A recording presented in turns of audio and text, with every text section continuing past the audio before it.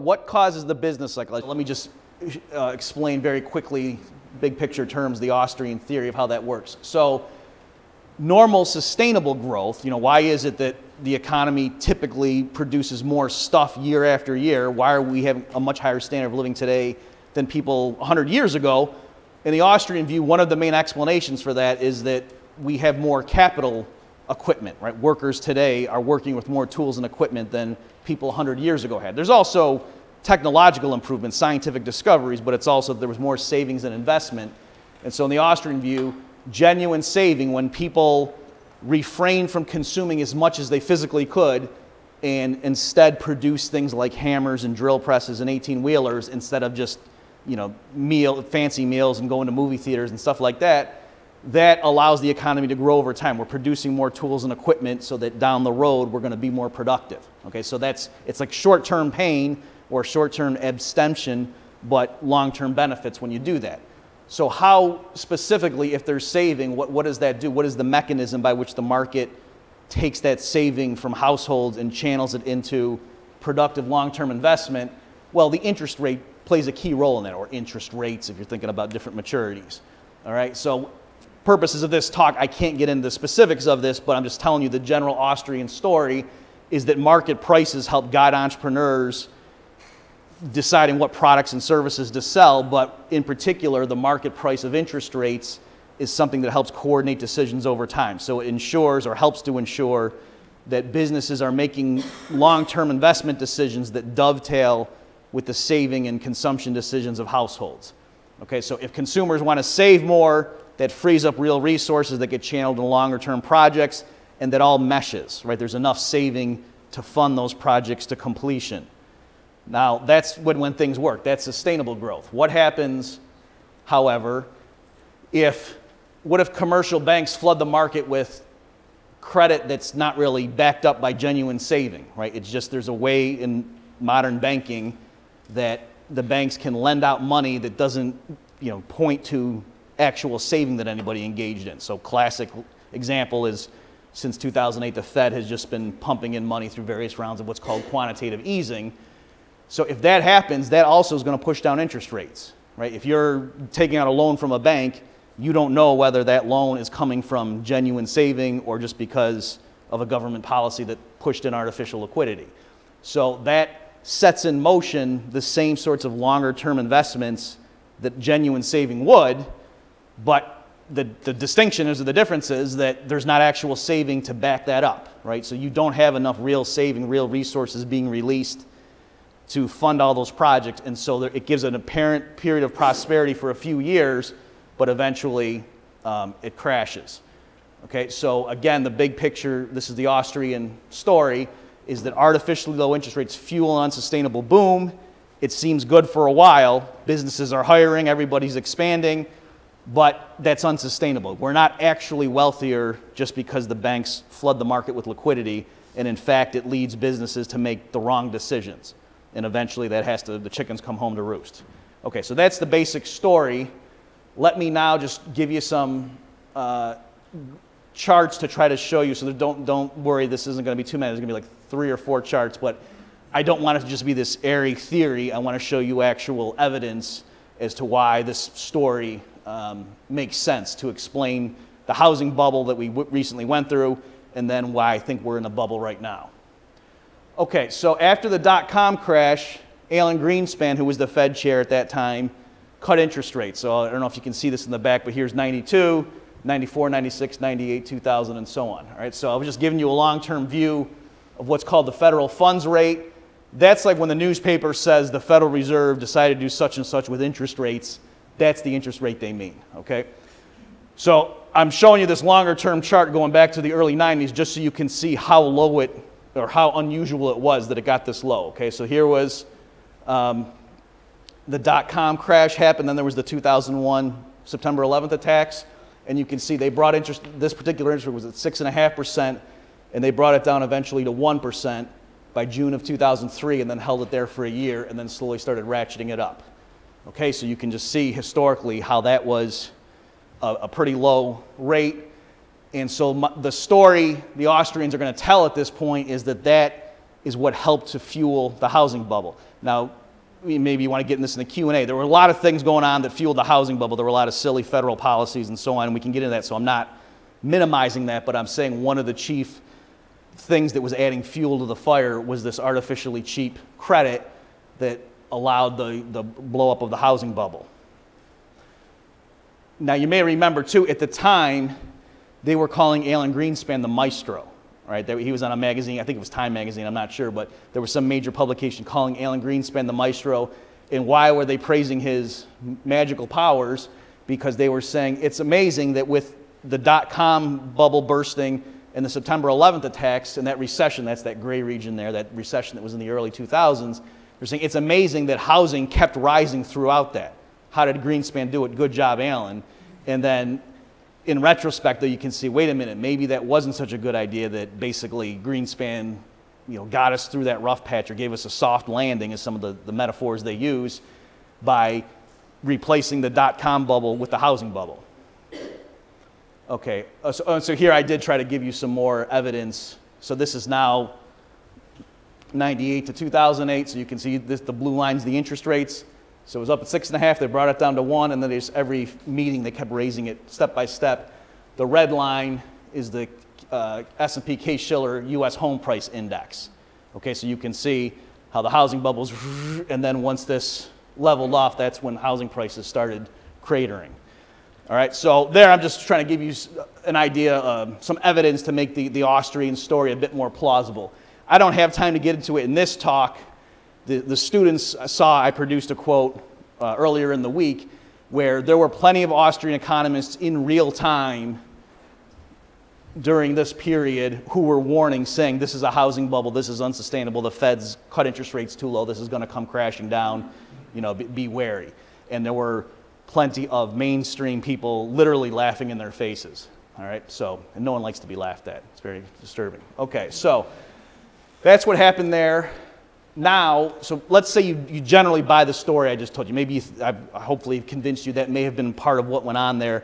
And in retrospect, it probably wasn't doing us any favors for Greenspan to have cut interest rates really low and basically give us a housing bubble to replace the dot-com bubble that crashed. So if you think that's plausible, now you can see why people like me have been so concerned since 2008. So here I've given you a much longer view. This is 1960, all right? So I'm showing you for decades because I want to show you that, remember, here's where I was showing you before. This part right here is what Greenspan had done, and I was just trying to convince you that this may have had something to do with the severity of the housing bubble. Well, you can see this is nothing compared to this, right? Bernanke took interest rates down to basically zero, and they've been there for years, whereas that 1% rate that Greenspan pushed it down to, they only held it there for 12 months. Okay, so you can see, so the point being, if I've gotten you at least to come around thinking, yeah, maybe this is something worth looking into, maybe it was the exact wrong thing for Greenspan to have cut interest rates, thinking he was helping by stimulating demand, that ultimately just gave us a housing bubble. Well, once the housing bubble burst in 2007, 2008, Bernanke pushes interest rates down to zero. Maybe that was the wrong thing to do. Maybe we just now have a new bubble that's in place. And you might be thinking, okay, that was a little bit worse, what Bernanke has done, because now it's 1 percentage point lower, and it's been in place for a lot longer. But this is misleading, or this is underplaying or downplaying how much qualitatively more aggressive what Bernanke has done has been compared to what Greenspan did. Because once interest rates get to basically zero, it's hard to push them lower than that, right? Because most people, I mean, it's funny, we used to say as economists, you can't push them lower, and then they did go lower, and so now we say it's unusual for them to go much lower. Economists are great after the fact explaining why their predictions were wrong, so we're very nimble on our feet. So, but the standard explanation for why interest rates, it's hard to get them to go down below zero, is if you think about it, you lend somebody $100 and they're going to pay you back $98 next year. Why would you do that? You would just keep it literally under your mattress or something. Okay, so that's why it's hard for interest rates to go below zero. So I'm going to, next slide, show you what Bernanke did is way more aggressive than what Greenspan had done. Okay, so what this chart is it's the total assets of the Federal Reserve. Okay, so for those of you who are like in finance or business people, it's like the balance sheet of the Fed is what this is. So you can see it's just barely moving around, okay, and then you notice this little blip. Catch that? Yeah, it's a huge increase. It doubled in just a few months, okay, and then you can see. So as of going into the crisis, so here's 2008, so the crisis is around here. The Fed was sitting on like about $800 billion in assets, and now it's sitting on about 4.5 trillion. Okay, so that is a huge increase. And just to connect it with the news items you may have heard, so these things are the various rounds of QE or quantitative easing. Okay, so let me get my bearings here. This is QE1, QE2, and then this is QE3. All right, and then the so-called taper that you might have heard of, that's when this leveled off. Okay. So that's what's happened there. So you can see how that is just way bigger than anything Greenspan did. That Bernanke literally more than doubled the quantity of money that the Fed directly controls in the financial system in just a few months, and since then has more than quintupled, right? Am I doing my multiplication right? Yeah. So yeah, not quite. What is it if it's times 6? Sextupled? I don't want to say something that sounds naughty. Okay,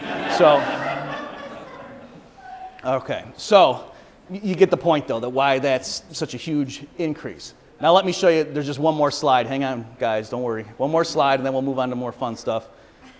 This, I know it might be hard for you to see this, but this is a very shocking chart. When I was playing around with this and discovered this relationship about like mid-2010, I think. And then it has just continued to follow along. So what this is showing, it's the St. Louis adjusted monetary base, that's the blue line, and the red line is the S&P 500 index. Okay, so that's like the US stock market. It's not the Dow Jones, but it's a broader measure, but it's what a lot of times when people say, oh yeah, the stock market was down 2% today, they might mean the S&P 500. Okay, so you can see how closely these things have moved in lockstep. That's not normal. Okay, this is, to me, amazing.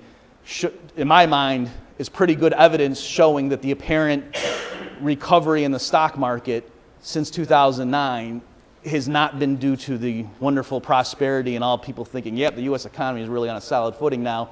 It has been the Fed pumping in money, because you can see how the stock market has gone up hand in hand with the Fed's assets. All right. I mean, if this were a chart of CO2 and global temperature, Al Gore would be like, boom, mic drop, and he'd walk off, and you'd say, yeah, that's a pretty good correlation, all right? So, and also, I know it's hard for you to see in the back, but it's not just that they kind of move up together. It's also that, like for example, look at here. So this was in mid-2011, so those of you who are in the market and watch this stuff, you may remember there was a big drop in mid-2011. Well, look at when that happened. That's right when, what is this? This is QE2 ended. See how the blue line went up and then leveled off? Right when QE2 ended, that's when the market tanked. And then it rises again with QE3 and then comes down when this was bouncing around. Here, this is, they raised interest rates in December. And so you can see the way they did that, the monetary base shrunk. All right, so it's not worth getting into the mechanics of it, but you can see that's when the stock market, you may remember, went down pretty sharply earlier in the year. All right, so this thing, it's not just that it goes up, but then when the stock market has been dropping, it ties in pretty closely with when they stop various rounds of QE. All right, so this is not, Austrian economists are not like mathematical model builders, so I'm not saying for sure these things have to move together forever, but my point is simply that if deep down you kind of thought, it's kind of weird that the stock market's booming so much when it's not like people I talk to feel like they're really happy about the economy. Even people who have jobs or feel uncertain, and all the stuff that the federal government has been doing, like with the Affordable Care Act, and they're threatening to raise the minimum wage and so on and so on. It's not things that you would normally think would make for a solid, decade of economic growth. So it's a bit weird that the stock market has apparently been doing so well. Okay, so me talking about this stuff is why I personally am very concerned about the fate of the U.S. economy for the next several years. I do think they blew up another bubble that's going to crash. There's going to be a bad recession. I'm not sure when, My official answer is in the future. How's that, right? But I do think that if the Fed continues to raise interest rates, you're going to see, you know, if they start especially selling off assets and shrinking their balance sheet. So just in case you didn't realize this, since the fall of 2014, the Fed's balance sheet has been roughly constant. They've just been rolling over the assets as they mature. All right, so they haven't been expanding more. QE3 ended, but they also haven't been shrinking. And notice since the fall of 2014, the stock market has basically been flat. You know, it bounces around, but it hasn't really gone up or down too much. Okay, so if you think that the Fed is not going to engage in another round of QE, then to me that means eventually the market's going to come down. So given that then, and then in the context of raising the minimum wage, I think there's more shoes to drop in terms of the Affordable Care Act. In the Q&A, if you want to get into some of the specifics, I can give them to you. But I think there's a lot of things that are going to be just, you know, hitting the economy left and right over the next few years. All right, so you can see why I was wishing you guys had alcohol for this talk. All right. And so the problem then is what happens, you know, in the context then of an expanding state.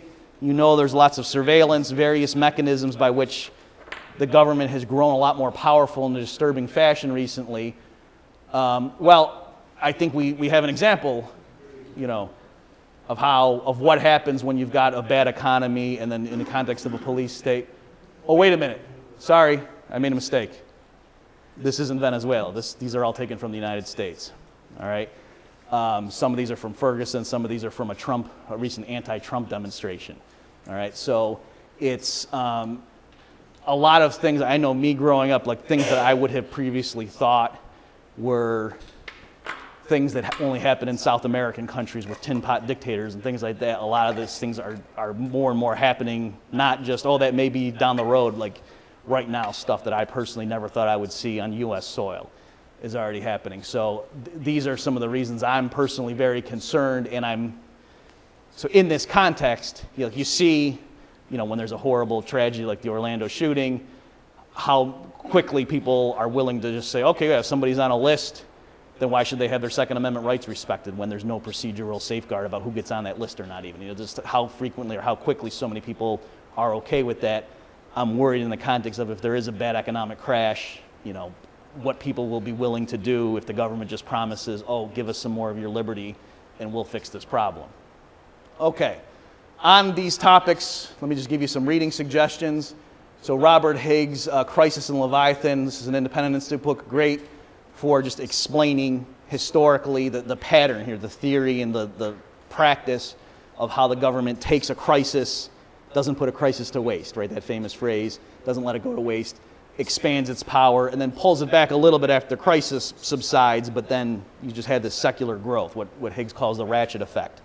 Another good book recently is Radley Balko, The Rise of the Warrior Cop, the Militarization of America's Police Forces. So he just goes through and explains. There's all kinds of, if you haven't been following this, there's all kinds of stuff about like the U.S. Army selling, you know, off surplus military equipment, stuff that was used over in the Middle East, and then now it's on U.S. soil. Just, you know, a lot of crazy stories about local police forces getting Humvees and stuff like that you wouldn't think they would need. Then here's a wonderful book by up-and-coming author. Picture on the back where he's looking sleek and bald, where I explain like the logic of the business cycle and so on. Okay, so now that I've thoroughly bummed you all out, let me try to give you optimism. So the title of the talk that I gave them was The Race Between Tyranny and Liberty. And so I'm showing you there, I've just walked you through some of the reasons I'm pessimistic about the environment and how I think the people in charge of the state are going to try to use these opportunities to expand their power and restrict our liberties further. But on the other hand, there's these reasons that make me more optimistic, you know, perhaps more long-term optimist. So let me just talk about some of those. So one thing is ideas rule the world, okay? And I say, no, really, they do. Because this sounds like a cliche and something that we just say to be idealistic, but really deep down we know this is just something we tell the kids and really we're going, man. But think about it. Let me just motivate it this way. Suppose it were the case that really what mattered, what kept a government in power was the strength of its armies and the police force and like their ability to spy on their citizens and that sort of thing. That it was just purely a matter of material strength and not ideology. then if that were true, you would think the most totalitarian regimes, the ones that had the strongest, biggest states, would be the ones that would be the least concerned about the news or controlling the flow of information, right? So they say, yeah, let our people look at the internet. I don't care. We have all these tanks and guns, and we can just shoot people point blank range, disappear them in the middle of the night, and nobody can do anything because we're that tyrannical. So yeah, go ahead and read whatever books you want. Go to whatever school you want. We'll teach you. Go ahead and read Ludwig von Mises in your library. What do we care? Because we have all the guns. That's what you would predict would happen, and that's, of course, the exact opposite of what happens. In reality, it's the most totalitarian regimes that most strictly control the flow of information, because those rulers know full well their regime is very fragile, that if public opinion changes, they go down. All right? And so there's a long history of writers in the classical liberal tradition saying that ultimately governments rest on public opinion.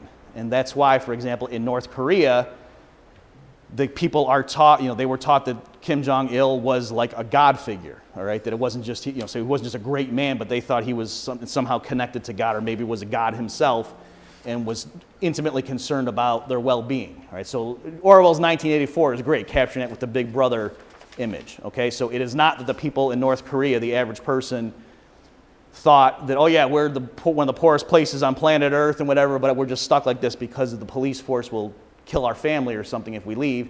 They actually didn't realize that. There was a good story. I was reading this guy who wrote a book on defectors from North Korea, right? So some guy had gotten to South Korea, and they were interviewing him and saying, what drove you to leave? And he was actually like involved in the propaganda effort for North Korea. And he said what it was is the elites, the party officials, they were taking this photograph. They had taken a photograph. There was a South Korean labor protest, right? So the workers were demonstrating, demanding higher pay or better working conditions, something like that. And so the elites in the North Korean Communist Party or whatever, they thought, oh, here's an opportunity for propaganda. And so they wanted to mass produce the pictures of this demonstration and give it to people. And they thought, we're showing you, look how unhappy the workers are in South Korea. Aren't you glad here it's a worker's paradise? That's how out of touch they were. And this guy who ended up leaving, he said, I noticed 3 things about that photo. He said, number one, they were allowed to protest. Like they were out in the open protesting and they didn't just get arrested right on the spot.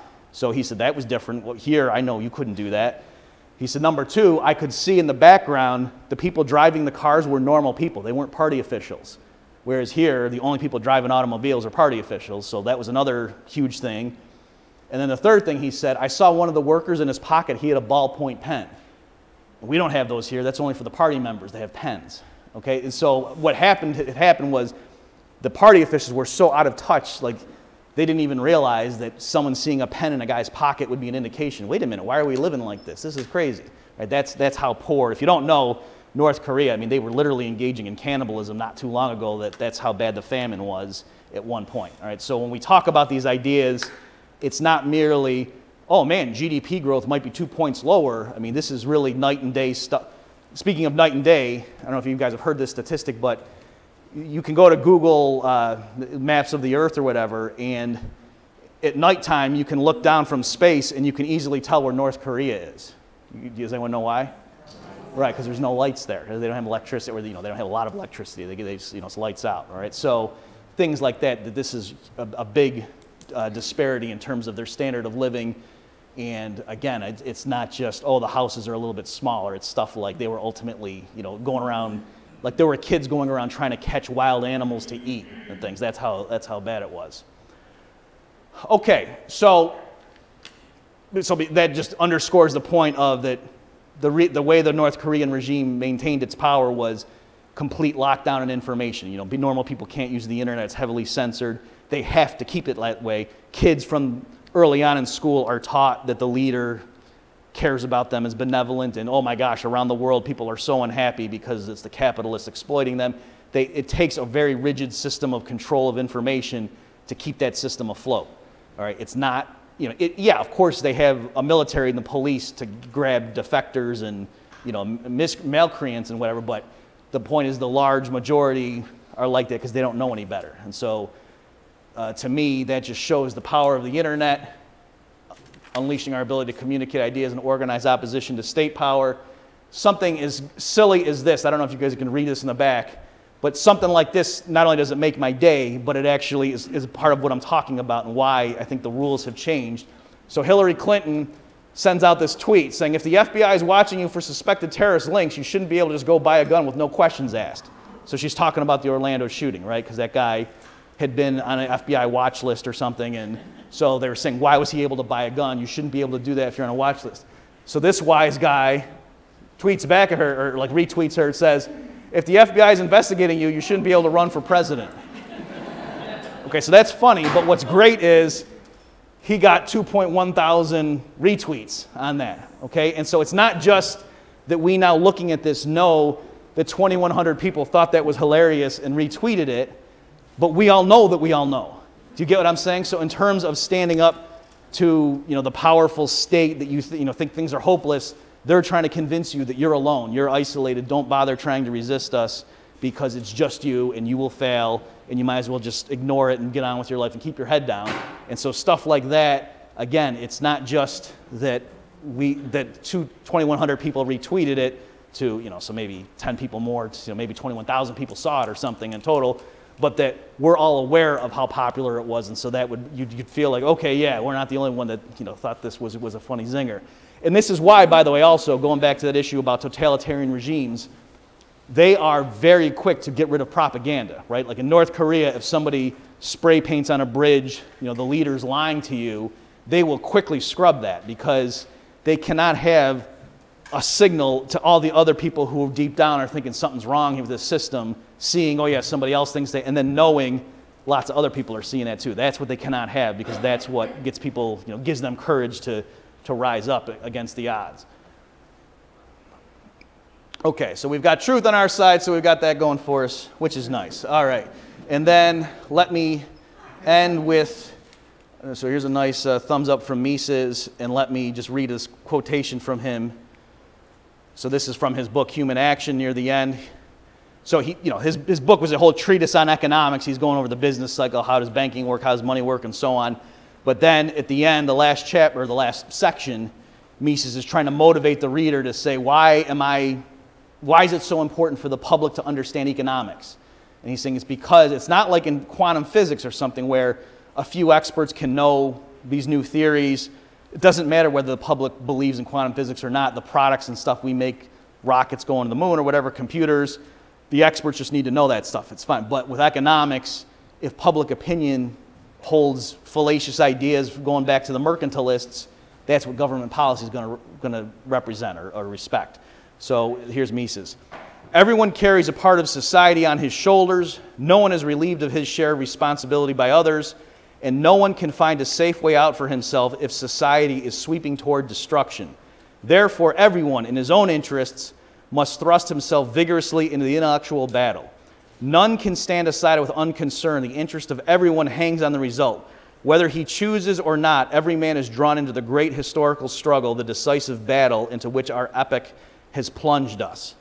Okay, and so he, of course, was writing, right after World War II, and the events that he had seen there. But I think his statements are as relevant for us today, and I'm glad that you students who are here learning about this stuff, when not everybody would want to take a week off in the summer to come hear about liberty and economics, and certainly the conservative forum and groups like that.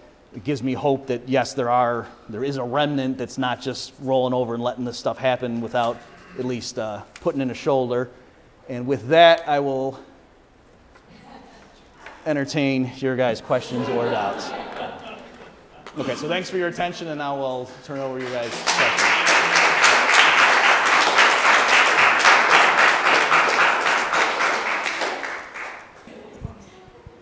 Hi. In the 20 years or so that the Fed assets went up by a factor of 6, how much did the money supply actually go up? Okay, yeah, so the question was, in the period when the Fed assets went up, it wasn't 20 years, that was just from 2008 until now, so it's not been that long at all, went up by a factor of 5 plus. He's asking about the money supply. So economists have different ways of measuring, so that's one measurement that could be called, like, what's the monetary base, or M0, different measurement. So that could just be the answer, say, oh, it went up by that much. If you mean like what other measures are like what's called M1 or M2, that's like the amount the public holds.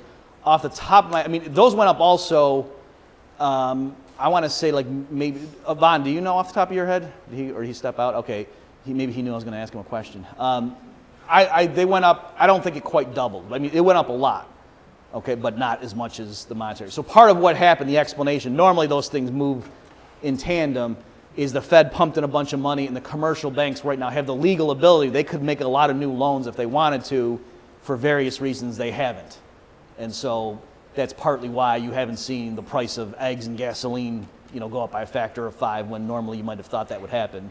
Is because it's been like a loose joint that they pumped in a bunch of money at the top, and it hasn't like gotten into the checking account balances of average people. How changeable is this aircraft carrier as far as fiscal and monetary policy, depending on, especially Congress? Okay, so the question is, how changeable is it? Like, can we steer the ship? We see the iceberg, that kind of stuff. I mean, as far as an economic crash, I don't think that's avoidable at this point. Okay, and I would think the best thing to do is just to let it happen and get it over with and move on. Because that's the worst thing to do, and this is going back to the lecture I gave you. It's if there is going to be a crash, resources have to get reallocated, right? There were certain businesses in operation that shouldn't have been. People got hired. They're going to work right now at places they shouldn't be. How do you get them to go somewhere else? They got to get laid off. I mean, that's painful, but in a system where people voluntarily choose their occupation, one of the ways to make a quick, sharp change is people get laid off, all right, instead of like the government coming and moving them around like chess pieces. So that, I think, is unavoidable. And then the issue is just, are they going to let the thing happen and move on, or are they going to have, bailouts and big, huge stimulus packages? Put it to you this way, I think if people in the fall of 2008 had told the American public, we're going to run up about $3.5 trillion of debt, we're going to pump in $3 trillion into the financial sector. Notice those numbers are similar, by the way. I'm not saying anything, I'm just saying. That when the Fed's buying all these bonds is right when the Obama administration is running up all this debt. That's kind of interesting how that all works out nicely like that. But so they, if they had said all that stuff and then said, and unemployment is still going to be such and such this many years in the future, and here's how your finances are going to look, I think a lot of people, would have said, no, let's just let those banks go down and we'll just see what happens. All right. Another way of putting it is, people have pointed this out, the official rationale for all the stuff they did in the fall of 2008 was to help Main Street. We want to keep credit flowing, and then all the housing sector problems.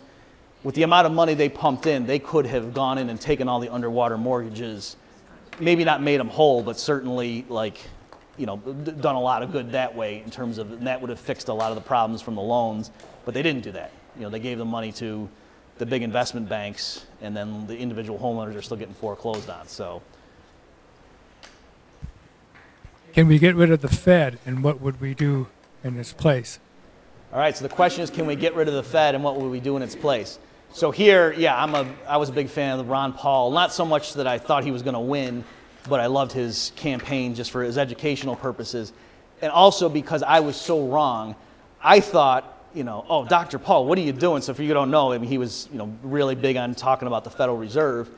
And I thought that was a mistake, right? Because I've been a college professor. I try to teach about the Fed and open market operations. Kids are jumping out the window. They don't like that stuff. It's boring, right? And so I was like, what are you doing? It's like, talk about bringing the troops home and legalizing marijuana or something. That's to get the college. And instead, he's talking about monetary policy, going to college campuses, and kids are chanting, and the Fed, and the Fed. It was awesome, right? He was like so nerdy about it that they loved it, right? He was like very sincere. So, and of course, joking aside, he was pointing out the connection that, hey, if you don't like these foreign wars, the Fed is the enabler of that kind of stuff too. And you don't like people bailing out bankers, and you don't like these huge trillion-dollar deficits, well, then take away their ability to run the printing press. So to answer your question, economically, yeah, you can get rid of the Federal Reserve. I think it's a harmful institution that, think of it this way, most free market economists, if you said, hey, should there be a group of experts that sit around and have periodic meetings and announce what their target for the price of crude oil is? And they say, what are you, out of your mind? What are we, the Soviet Union? And yet, if I say, what about the price of borrowing money? And they go, oh yeah, who's going to be the Fed chair next time? That's good stuff. Yeah, I'm a hawk myself. Right, and so it's odd that we centrally plan money and banking, which are kind of big parts of the economy, right? It's weird that that's the one area where even a lot of free market economists are okay with what seems to be central planning, is when it comes to money and banking. So yes, economically it would make sense. Even politically, it seems tricky, but that's Andrew Jackson got rid of the second bank of the United States. That's one of the famous things he did is killed the bank. So it has been done, but even there, that was a pretty tough battle. So now, I mean, they certainly do a good job of making people who are in favor of that, or even people who talk about the gold standard, out to be crazy kooks, right? So that's the method of sort of tarring and feathering people who advance ideas like that. But certainly, yeah, I think returning money and banking in the private sector is the way you would ultimately get rid of these boom-bust cycles. Thank you for the presentation so far. It's been very interesting. One thing that I've been wrestling with this, trying to figure it out. Obviously, obviously, I mean, I agree with you. So you and I agree, so it has to be obvious. There's got to be a crash. I mean, at some point, there's going to crash. And I'm looking at it and saying, okay, I can make the case for inflation happening. I can make the case for deflation happening. What kind of case can you make? Okay. I just want to underscore that the beginning of his question was awesome. He said, thank you, your presentation has been very interesting so far. So I like it, you're hedging yourself. Yeah, I like it, You're being real careful. So he was asking about, is there going to be deflation or inflation, right, in the future? So here, this is going to be a first for you guys. I'm an economist and I made a mistake. Have you ever heard that sentence before in your whole life? Probably not. So I actually was worried, with the charts about the monetary base and all the stuff the Fed had been doing. I thought we were going to see rising prices at the grocery store, like significantly rising prices by this point, and we didn't. So I was wrong, and I still think that's in the cards. And of course, I could list a bunch of reasons after the fact about, oh yeah, here's why my prediction didn't work, and here's why I still think it's going to happen. But I do want to just acknowledge I didn't misjudge it before.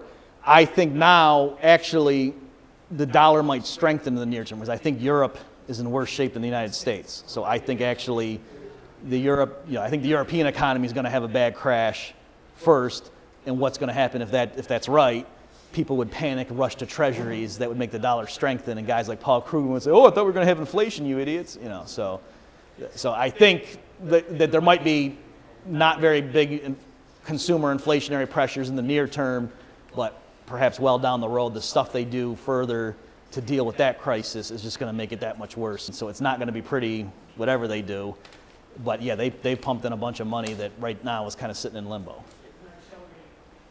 What's that? It's not accelerating at all. Money is sitting right, yeah. So yeah, the normal, what they might call multipliers is not taking effect. Normally, commercial banks lend out multiples of what the Fed pumps in, and they have not been doing that. Are we okay on time? Are you guys going to cut us off when we need to? Independent people? Okay. I'm wondering how receptive people are to this message. Like before the 2008 crisis, the mainstream economists were just laughing and laughing and laughing. Various Austrian economists and others who were saying the crash was coming. Has this idea gotten out into the mainstream, or are they just back to the same old, it couldn't happen again? Okay, so the question is just saying how receptive are people to this? Well, when I give talks to members of the public, or I do a lot of consulting for the financial sector, the people in those crowds, they don't necessarily agree with every little thing I say, but they will come up and say, oh yeah, I knew something was screwy and you kind of gave me more information.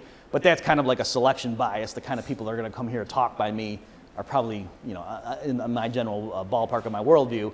I would say right after the crash, like 2009, that was big. A lot of, like my phone, well, I was going to say my phone was ringing off the hook. My inbox was blowing up, right, with all kinds of people who wanted to know my opinion on stuff. Because I had been warning that, I mentioned a minute ago how I got the inflation stuff wrong. Let me pat myself on the back. I did, what was it, the fall of 2007, right, so that was like a year before the crisis.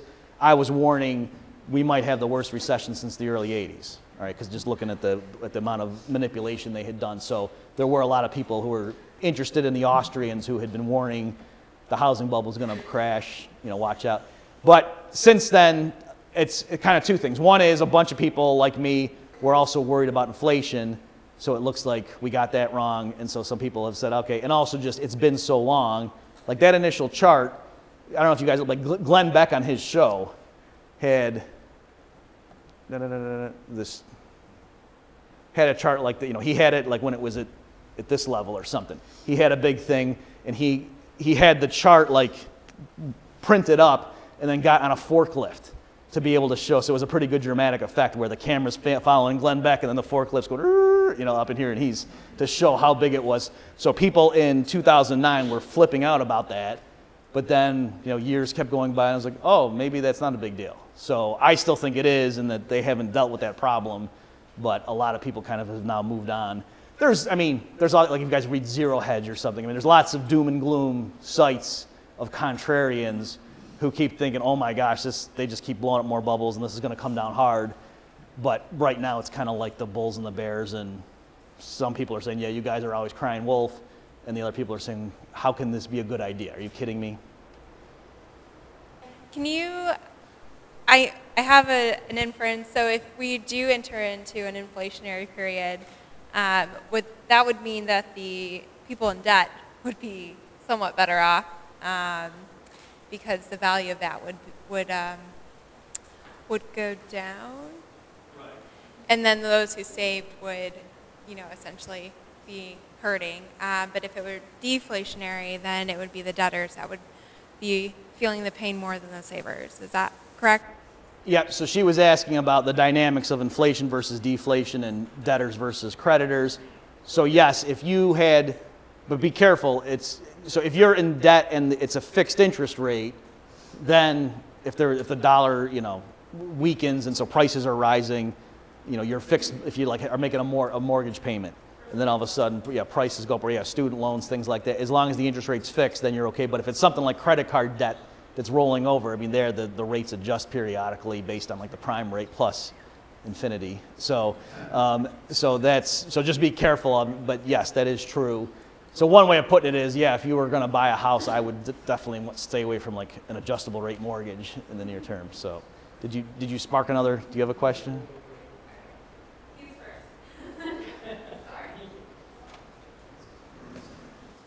We're still interested. Okay, he said I'm still interested. Still interested. All right. I should just stop now before I ruin it. No. After my question. You know, I worry a little bit about the dollar no longer being the reserve currency, and it sounds like the collapse of Europe might be the only thing that would save it. But and still looking at inflation, deflation. So you're saying we still should have gold and dollars. Right, so he's asking about currencies and investment strategies. So don't sue me. I'm not giving investment advice. I'm just saying if I were writing a novel and a character in the novel was going to get ready for this crash, yes, I would have the character having some gold and silver in his possession. Because, yeah, I mean, if it's a really bad crisis and the dollar crashes and things like that and gold zooms up, you could imagine the White House issuing some order, like if you have gold ETF shares, to save, you know, to stop speculating against the dollar, we're going to, you know, seize those shares or interrupt the redemption. So yeah, I think things at some point could be bad, but like I said, I don't think it's going to be like Mad Max next year. I think it's more going to be Europe is going to have a bad crisis first, and that would just make people here really, really concerned about stuff. And also he mentioned, if you guys don't know this, that the dollar is losing its status as what's called the world's reserve currency. And just over time, the amount of transactions conducted in dollars and, you know, the Chinese currency now is being accepted more and more. So I definitely think like 10 years from now, the dollar is not going to be as big a player in the world stage as it is right now. A chance to talk to Dr. Murphy. And Dr. Murphy, if you feel so inclined, if people would like their book signed, we'd love to. Sure. You should buy the book now before the prices go through the roof. All right, thanks everybody.